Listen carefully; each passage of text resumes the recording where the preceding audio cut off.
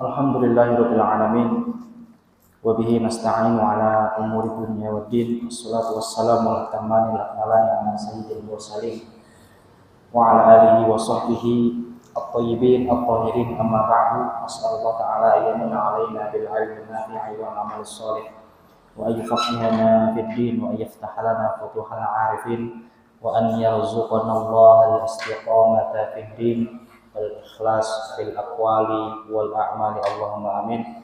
Assalamualaikum warahmatullahi wabarakatuh.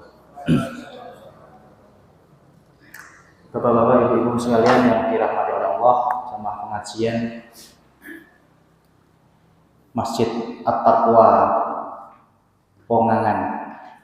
Insyaallah kita lanjutkan pengajian pembahasan kitab Sulamut Taufik. Di pertemuan sebelumnya kita sudah membahas tentang rukun-rukun wudu.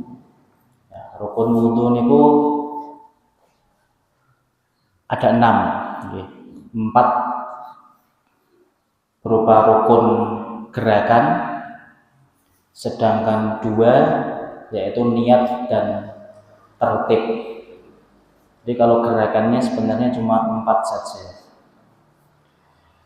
Selanjutnya kita akan membahas fi nawaqidil wudu, faslun, pasal fi nawaqidil wudu, yang membatalkan wudu. Wa yang qudul wudu'a, wudu itu batal, yang membatalkan wudu. Wa yang qudul wudu'a ma kharaja minas sabilaini illal mani.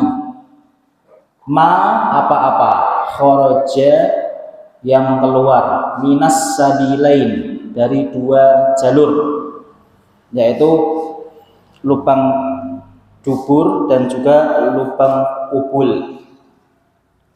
Apapun yang keluar illal mani, kecuali air mani, karena air mani menurut mazhab Syafi'i adalah tidak najis. Yang kedua, wa massuku buril adamiyyi aw halqati duburihi bi batanil kaffi bila haidin, yaitu memegang kemaluan manusia, aw halqati duburihi, atau lubang, mohon maaf, pantatnya, bi batnil kaf, dengan batnul kaf itu telapak tangan, bila hailin, tanpa adanya penghalang. Yang ketiga, walam sudzakari basyaratal untha, ay walam su basyaratal ajnabiyah ma'a kibarin.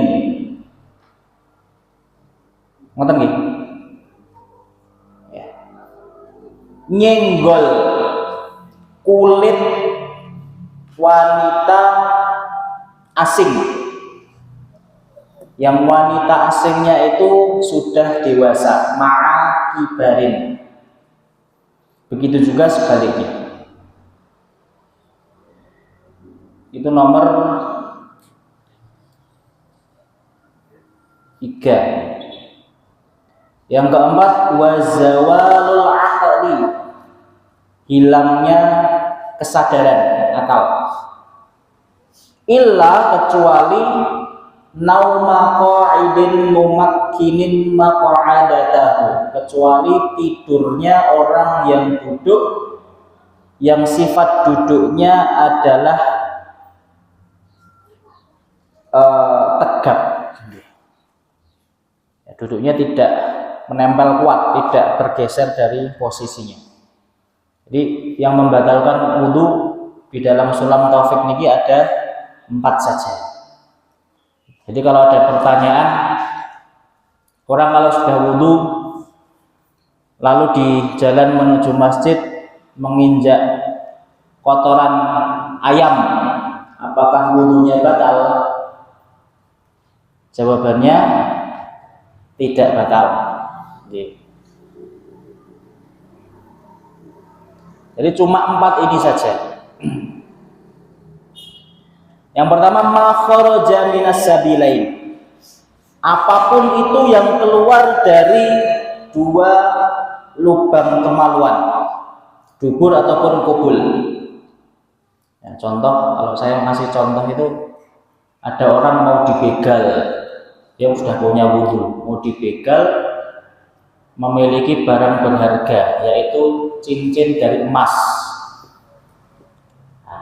Karena takut dibegal, diambil cincinnya, ditelan emasnya.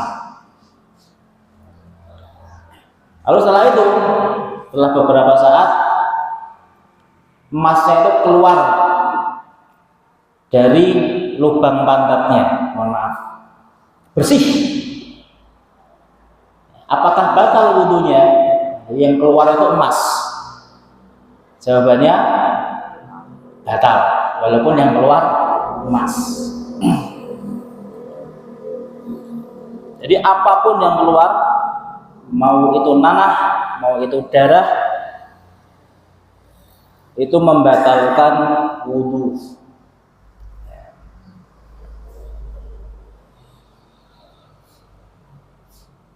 Ilal mani, kecuali air mani, karena air mani ya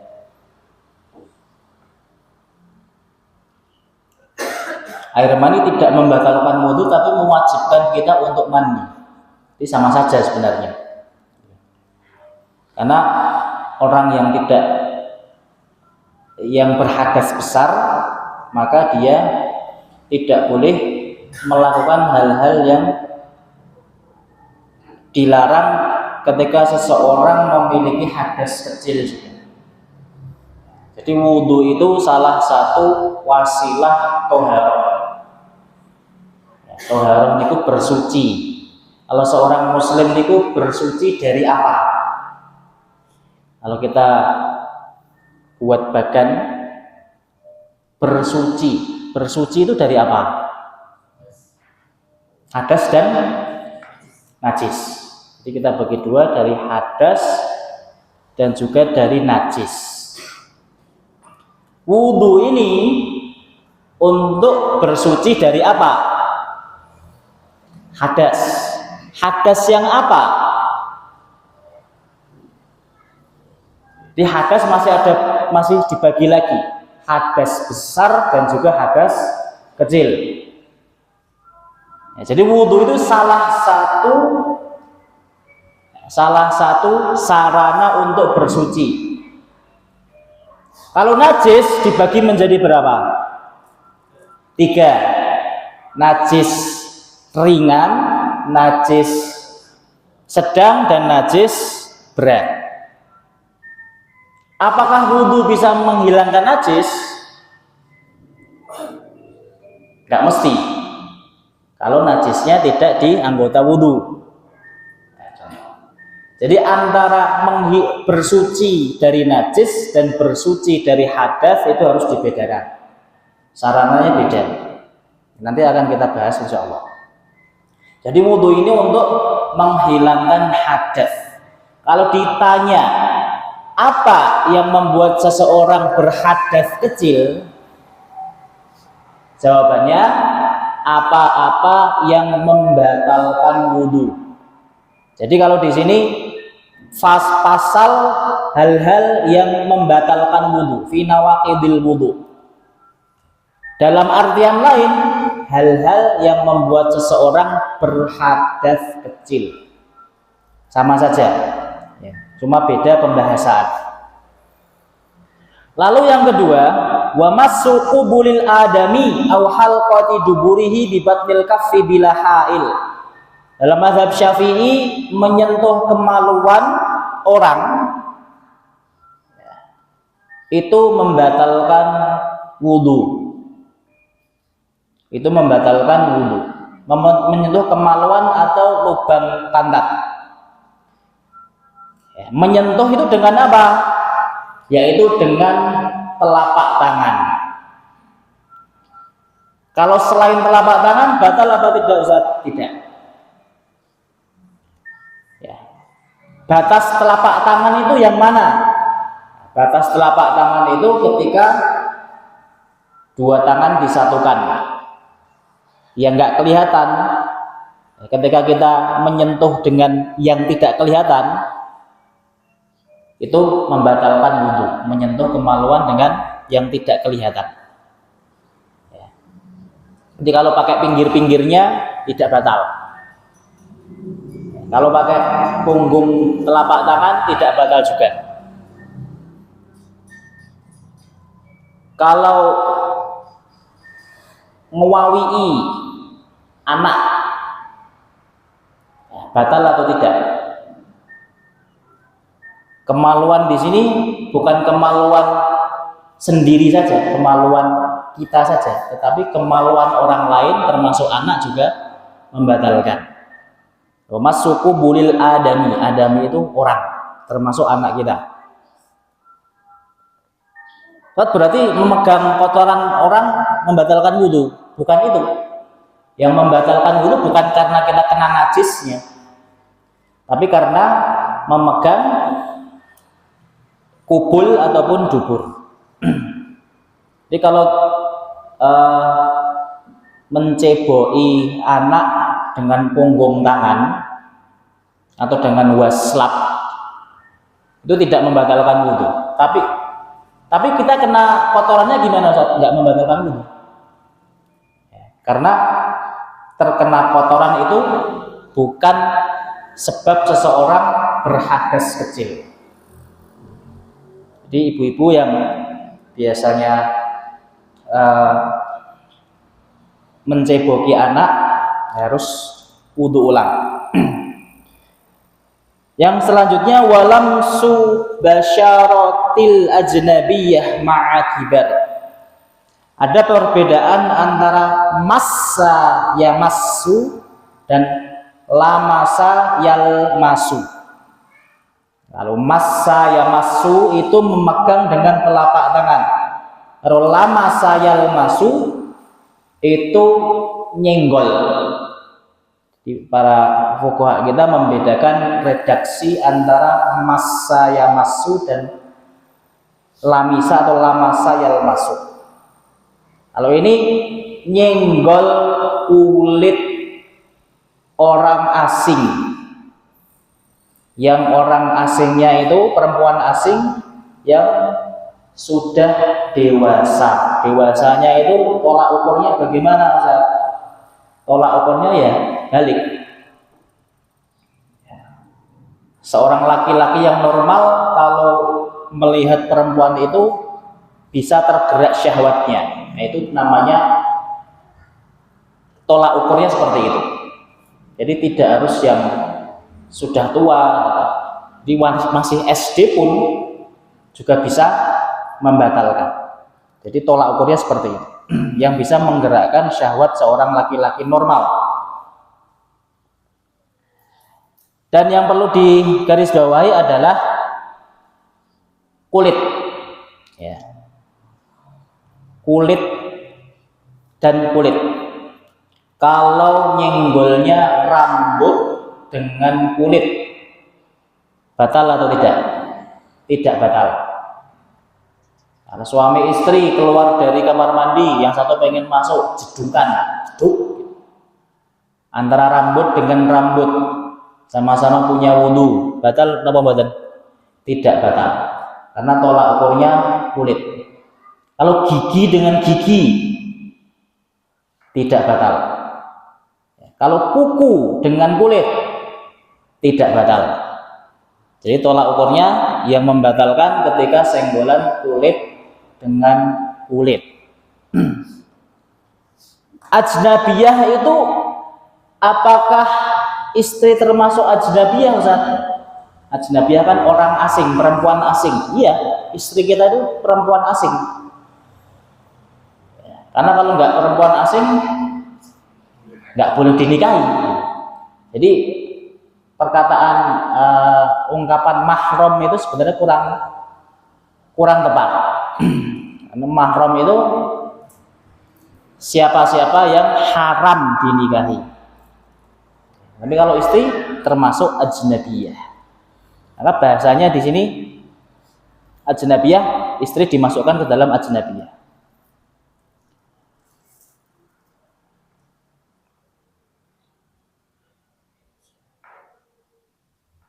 Wa zawalul aqli, hilangnya kesadaran. Hilangnya kesadaran entah dengan mabuk, pingsan atau tidur. Apa bedanya tidur dengan ngantuk? Para fuqaha kita membedakan antara tidur dengan mengantuk. Jadi mengantuk itu tidak membatalkan wudu. Kalau ngantuk itu bagaimana? Definisi yang didefinisikan oleh para fuqaha kita, yaitu ketika kita masih mendengar sayup-sayup pembicaraan orang di sekitar kita, suara di sekitar kita, walaupun tidak paham, walaupun kita tidak memahami sayup-sayup suara tadi, itu bukan tidur, tetapi ngantuk, dan itu tidak membatalkan wudu. Jadi kalau khutbah Jumat kok masih ada suara rame, masih kerasa suara rame itu, biasanya bapak-bapak ketika santri, anak-anak muda itu bapak-bapak ketika sholat Jumat, ketika khutbah, ya, qadarullah ngantuk, masih mendengar sayup suara di sekitarnya, walaupun dia tidak memahami suara tersebut, maka itu kategori ngantuk, itu tidak membatalkan wudu.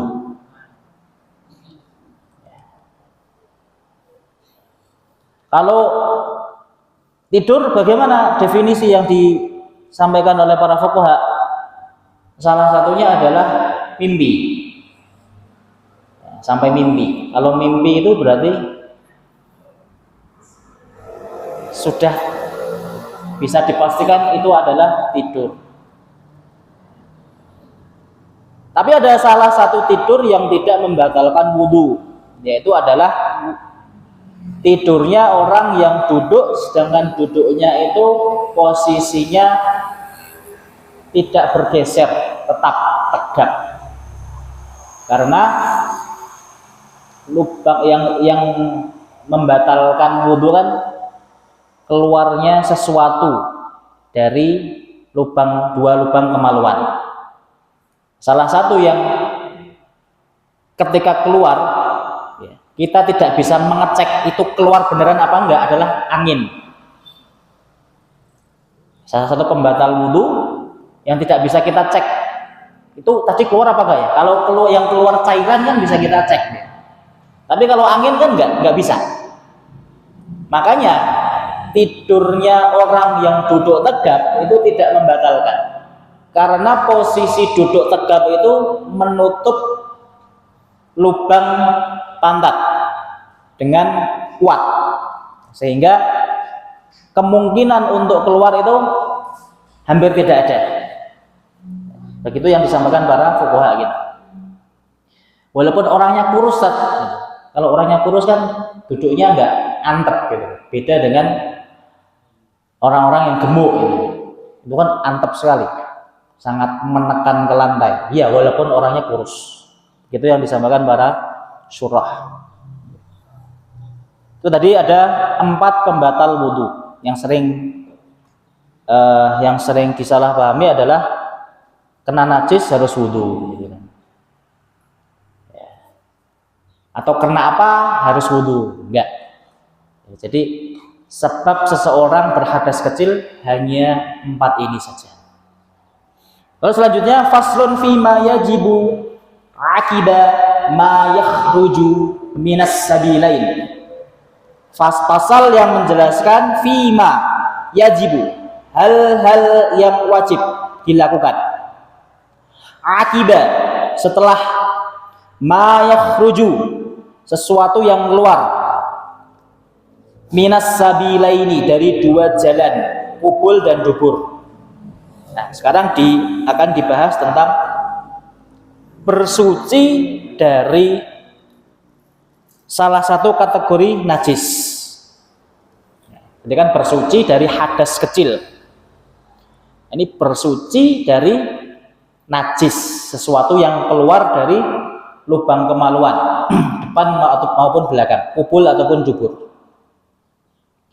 Yajibul istinja, wajib bersuci. Istinja itu bersuci. Dari apa? Min kulli rotbin, dari setiap apa-apa yang basah. Kharij minas sabilain, yang keluar dari dua jalan, lubang kemaluan. Kalau yang keluar dari kemaluan itu basah, ya, itu wajib disucikan. Berarti apa-apa yang keluar dari dua lubang kemaluan dan itu basah, itu najis. Perempuan keputihan, najis. Ya. Laki-laki keluar cairan madhi, najis. Kecuali mani, air mani tidak najis, maka dikatakan ghayral mani, karena mani dia tidak najis tetapi menyebabkan orang tersebut memiliki hadas besar.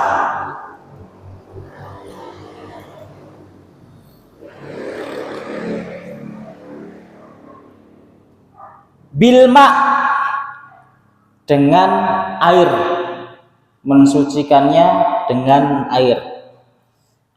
Ila an yabhural mahallu, sampai tempat keluarnya tadi bersih. Jadi cara pertama yaitu dengan air sampai tempat yang keluar tadi bersih, tidak ada zat yang tersisa. Au yamsahahu salasa masahatin au aksar. Nah, ini yang jarang dipraktekkan oleh kita, yaitu bersuci dengan hajarul istinja.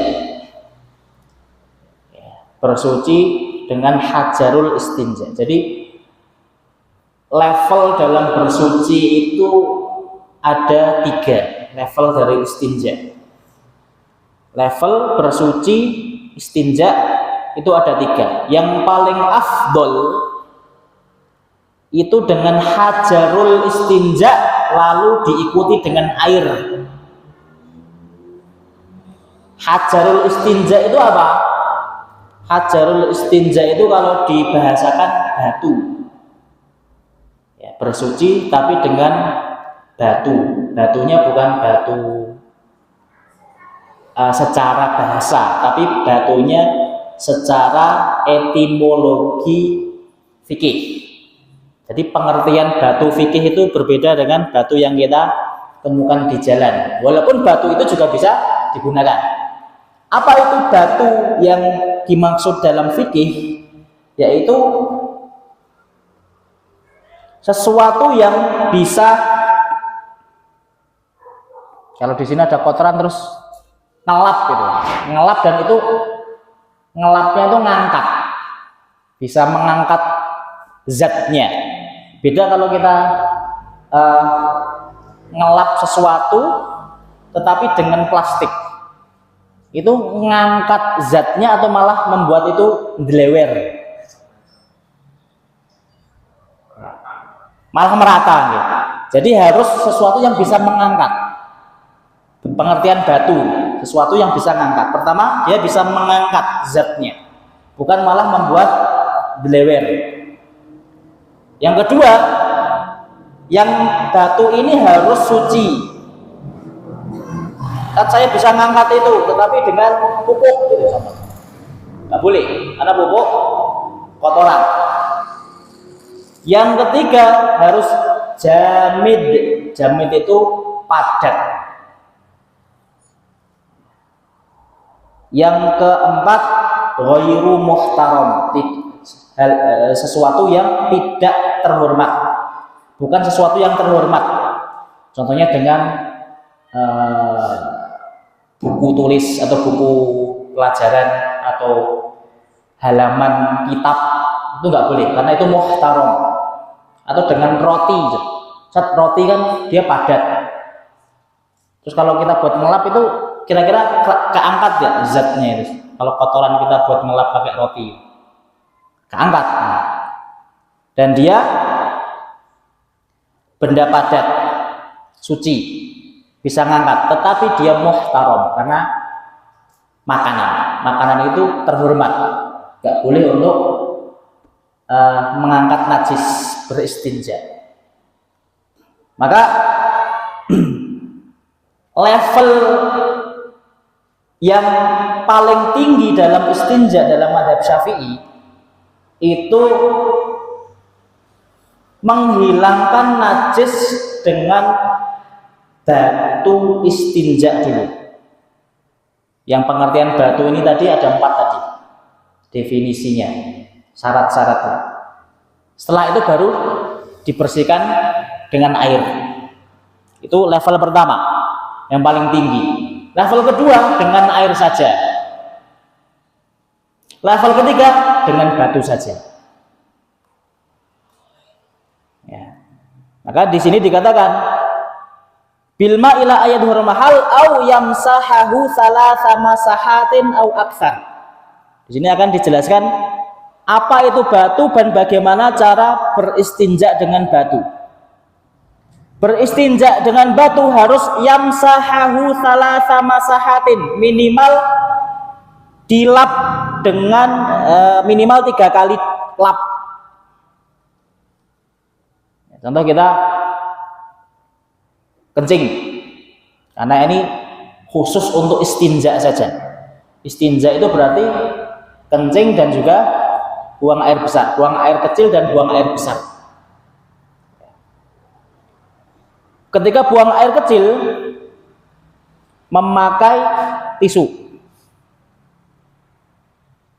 dilap sekali, kok udah hilang, belum cukup.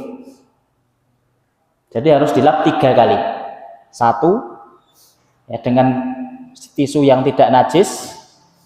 Setelah itu bagian yang najisnya ini nggak boleh dipakai lagi, harus cari bagian lain yang tidak terkena najis. 2, cari bagian lain yang tidak terkena najis. 3 ya. Kalau belum hilang kotorannya gimana Ustaz? Sampai hilang au aksan. Jadi minimal 3 kali usapan, maksimal sampai hilang zatnya atau ainnya.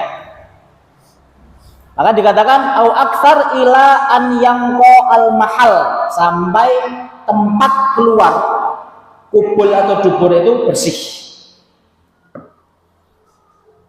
Wa in baqiyal athar, walaupun masih tersisa baqiya al athar, sisa.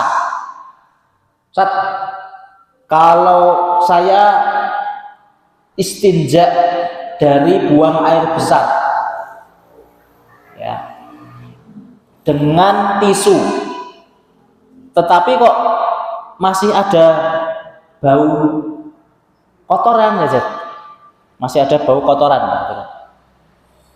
gimana? Nah, ini rukhsah atau keringanan bersuci dengan hajarul istinja. Walaupun masih ada asar, itu dimaafkan. Ya, jadi teman-teman yang biasanya saya jelaskan ke anak pecinta alam itu, kalau naik gunung terus airnya itu cuma cukup untuk dikonsumsi minum saja, gimana cara bersucinya? Bersucinya dengan hajarul istinja. Apapun itu yang memiliki kualifikasi suci, padat, bisa mengangkat dan tidak memakai sesuatu yang dihormati. Ya, bisa pakai daun, bisa, asal daunnya yang tidak seperti daun pisang. Ya. Kalau daun pisang kan itu malah kalau dibuat membersihkan buang air besar, kira-kira mengangkat atau tidak itu? Kan licin itu, nggak bisa. Mungkin daun-daun yang keset itu mungkin bisa, atau kertas, atau tisu, atau karpet mungkin.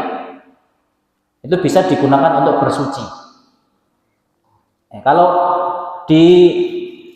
kalau kencing di kamar mandi terus airnya habis, boleh nggak saat kita, ini pertanyaan santri ya, pertanyaan santri itu aneh-aneh. Boleh nggak kita lapkan ke tembok gitu? Itu kan bersuci. Tembok itu padat tidak? Ada. Suci nggak? Kalau kelihatan suci ya suci, tohir. Ya. Dia kolik apa enggak? Bisa mengangkat apa enggak? Gitu. Bisa. Ya. Muhtaram atau tidak? Tidak. Bisa. Ya. Kalau di dalam kamar mandi tidak ada air, buang air kecil ya. Buang air besar nggak mungkin. Jadi hajarul istinja itu yang penting bisa empat kategori ini. Dan itu harus 3 kali usapan. Walaupun ada bakiyal athar, masih tersisa bekas warna ataupun bau. Untuk istinja dengan hajar ini maka itu termasuk rukhsah, termasuk keringanan dari syariat.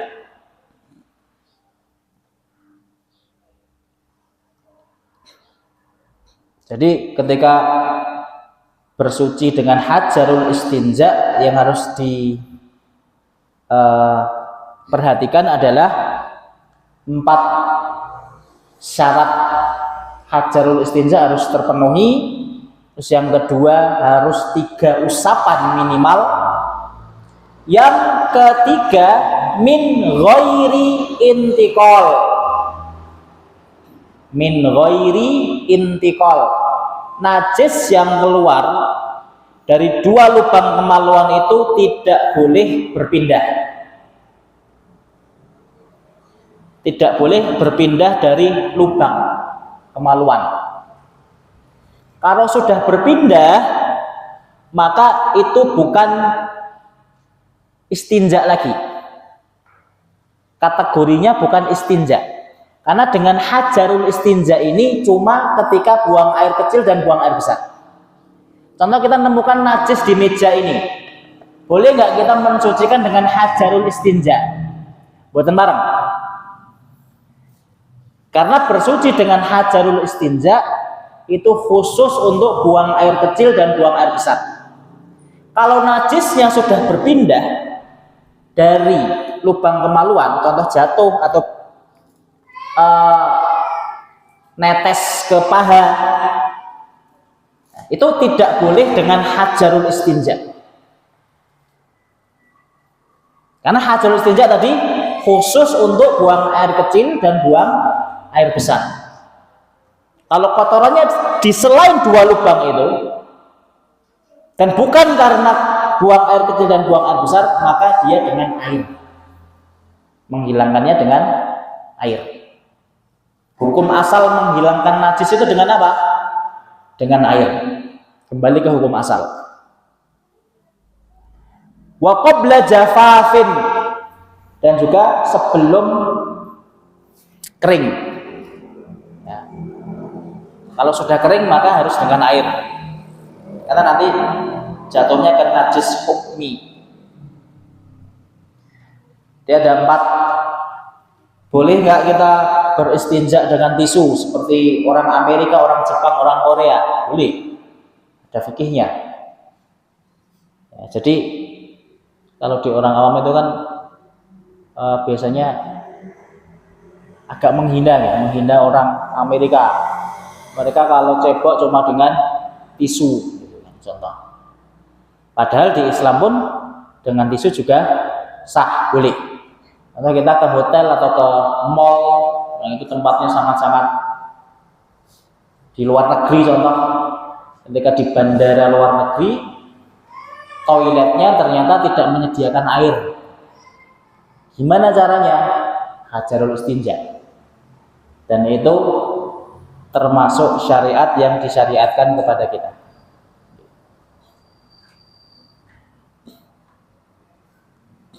Lalu selanjutnya fima yujibul ghusla wa furuduhu. Tadi toharoh itu dari hadas dan dari najis. Hadas terbagi jadi dua, hadas kecil dan hadas besar. Untuk hadas kecil kita menggunakan wasilah wudu. Apa-apa yang menyebabkan hadas kecil ada 4. Sekarang kita akan membahas apa-apa yang menyebabkan kita berhadas besar, sehingga kita diwajibkan untuk toharoh, yaitu dengan wasilah mandi. Kalau hadas kecil wasilah toharohnya wudu, kalau hadas besar wasilah toharohnya mandi. Apa yang menyebabkan kita berhadas besar? Kalau bahasanya hal-hal yang mewajibkan mandi besar. Bahasa lainnya hal-hal yang menyebabkan kita berhadas besar. Qala al-mu'allif rahimahullah, berkata pengarang kitab, wa min syurutis shalah, salah satu syarat salat selain wudu adalah at-thaharah, suci dari anil hadatsil akbar, suci dari hadas besar. Gimana caranya toharohnya? Wa huwa al-ghuslu, yaitu dengan mandi. Mandi secara definisi syariat berbeda dengan mandi yang itu kebiasaan kita sebagai manusia. Nanti ada cara-caranya. Walladhi yujibuhu, dan hal-hal yang mewajibkan mandi ada 5. 2 untuk laki-laki dan perempuan, 3 tambahannya khusus untuk perempuan. Jadi perempuan memiliki 5 sebab yang menjadikan hadas besar, sedangkan laki-laki cuma 2, dan 2 ini perempuan juga mengikuti sama. Yang pertama khurujul mani, keluarnya air mani.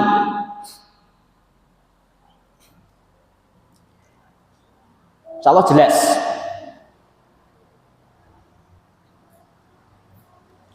Wal jima'u, yang kedua berhubungan badan, haram ataupun halal, jima'.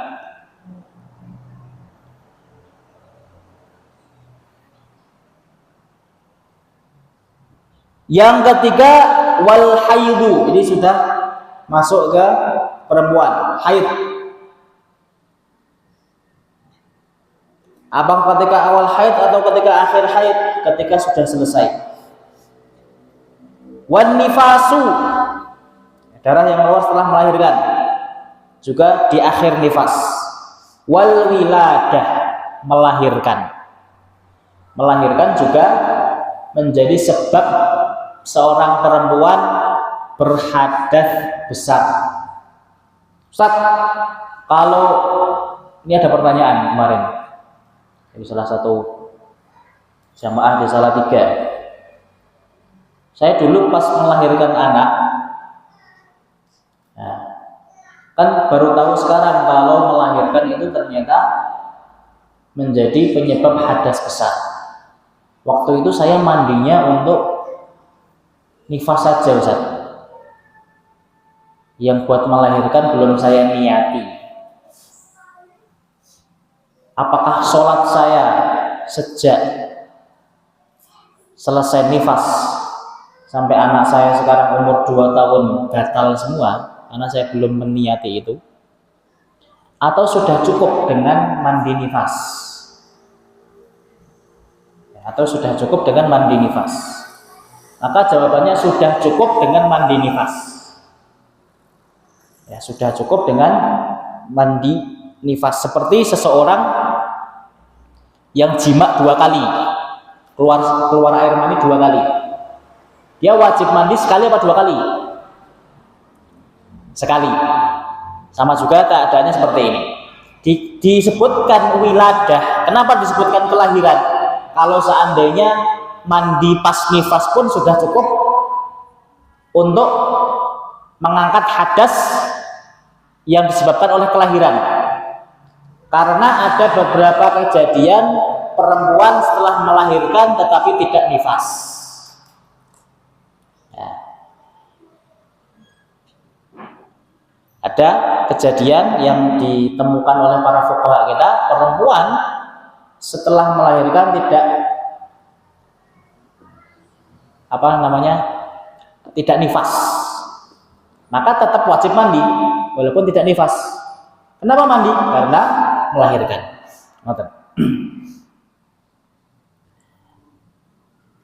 Wa furudul ghusli isnani. Rukun mandi ada 2. Pertama, niyatu raf'il hadatsil akbar. Nah, ini yang seringkali tidak dipahami. Ya. Niat mengangkat hadas besar. Ya. Atau niat untuk agar bisa sholat dan lain sebagainya, itu juga bisa. Ini yang sering tidak diniati. Niatnya itu kapan? Seperti wudhu, harus di awal membasuh anggota tubuh. Kalau mandi wajib, niatnya ketika air itu mengguyur badan. Jadi niatnya waktu itu. Ketika air terkena badan, ketika itu harus diniatkan dalam hati. Jadi bukan saya mau mandi wajib, tapi setelah sampai kamar mandi gebiar-gebiur seperti mandi biasa, tidak diniatkan, maka itu tidak sah. Dan juga mandi di sini harus dengan air mutlak. Apa bedanya dengan mandi biasa? Jadi bedanya mengangkat hadas besar, mengangkat hadas kecil, dan juga membersihkan najis, itu semuanya harus dengan air mutlak. Saat saya membersihkan kotoran kucing dengan air sabun, bersih Ustaz, nggak tersisa kotoran kucingnya, tetap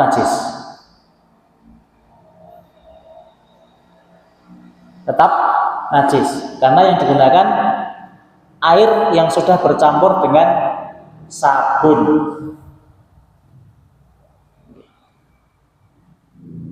Jadi air yang sudah bercampur dengan sabun itu tidak, jadi air itu terbagi jadi 3 ya.